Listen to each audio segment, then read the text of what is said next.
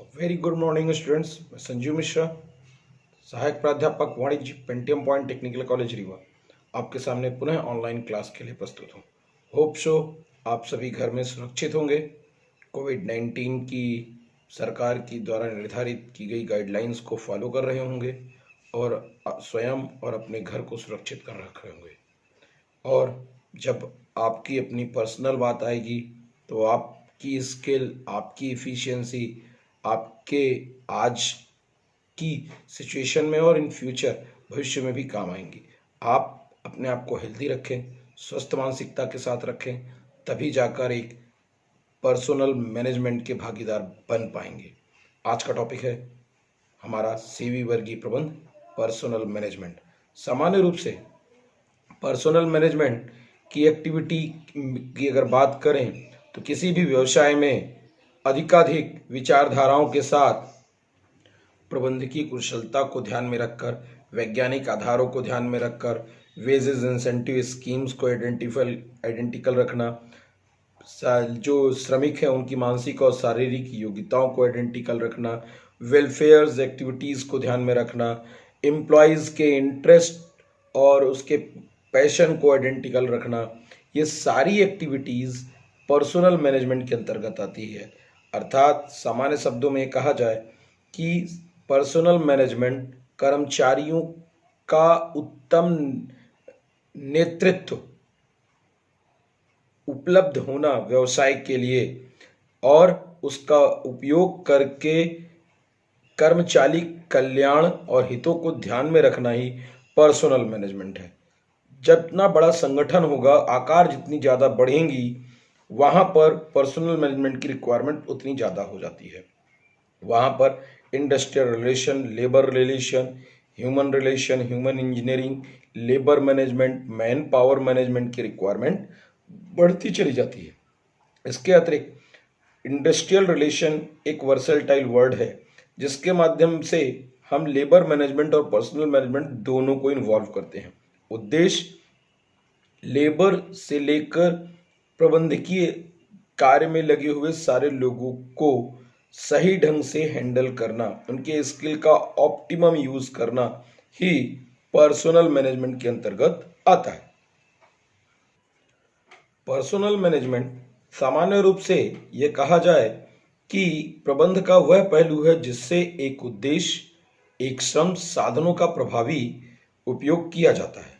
इसके अतिरिक्त personal management योग्य कर्मचारियों को इस ढंग से प्राप्त करके विकसित करने और मितव्ययिता को पूर्ण करने की एक्टिविटी है जिसके माध्यम से आसानी से व्यवसायिक लाभ की प्राप्ति हो सके। इसके अतिरिक्त पर्सनल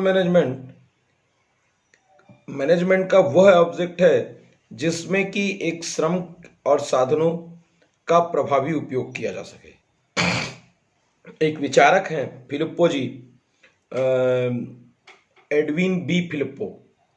उन्होंने ये कहा कि पर्सनल मैनेजमेंट का संबंध एक ऐसे संगठन में लगे कर्मचारियों को उस संगठन के प्रमुख लक्ष्यों या उद्देश्यों को प्राप्त करने के उद्देश्य से विकास, प्रतिफल, एकीकरण बनाए रखने की एक्टिविटी है, ताकि एक फंक्शनल एक्टिविटीज को की प्लानिंग, ऑर्गेनाइजिंग, कंट्रोलिंग और डायरेक्टिंग को आसानी से कोऑर्डिनेट किया जा सके।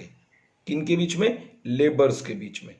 इसके अतिरिक्त सामान्य रूप से पर्सनल मैनेजमेंट की जो रिक्वायरमेंट यूटिलाइजेशन है उसका उद्देश्य प्रत्येक संगठन, प्रत्येक स्तर व्यक्तिगत संबंधों को स्थापित व बनाए रखने में है।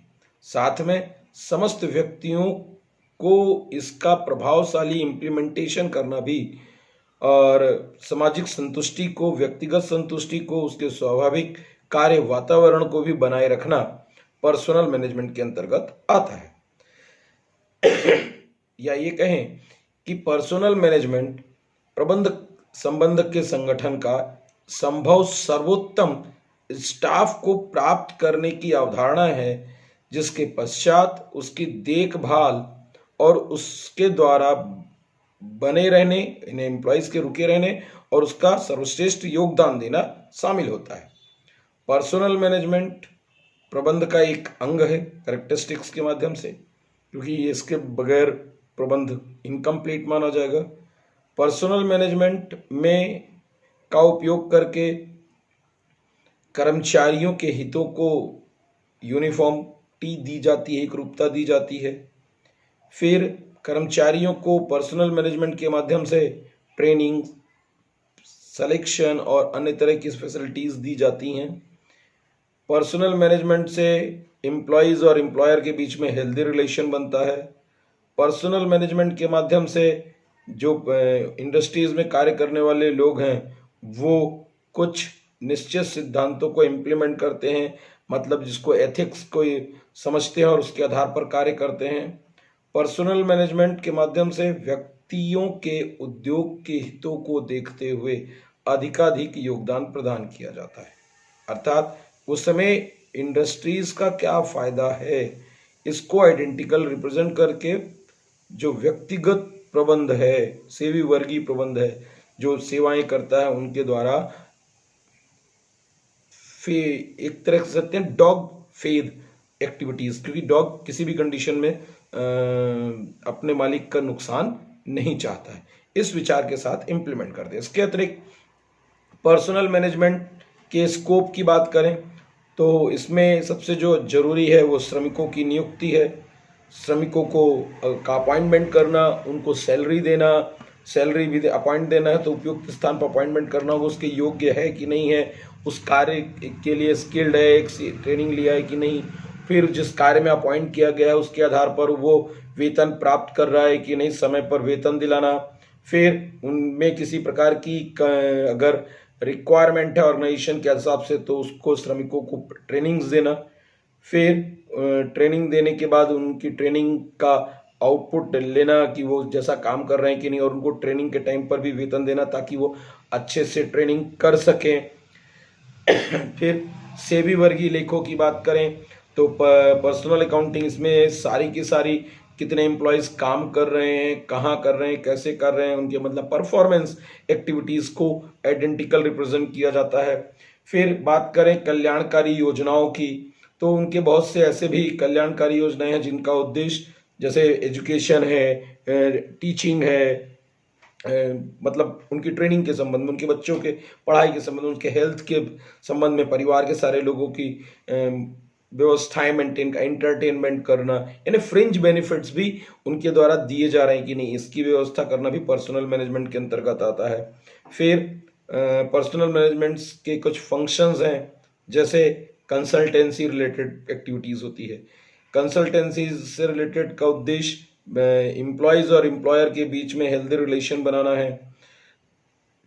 फिर प्रबंध संबंधी कार्य हैं तो मैनेजमेंट से संबंधित फंक्शंस के अंतर्गत अपॉइंटमेंट ऑफ लेबर्स है, ट्रेनिंग फैसिलिटीज़ है, ट्रेनिंग फैसिलिटीज़ इम्प्लीमेंट करना, लेबर वेलफेयर से रिलेटेड एक्टिविटी करना, फिर रिसर्च और इनोवेशंस, नई टेक्निक्स और नए ट्रेंड्स को लेबर्स को सिखाना है।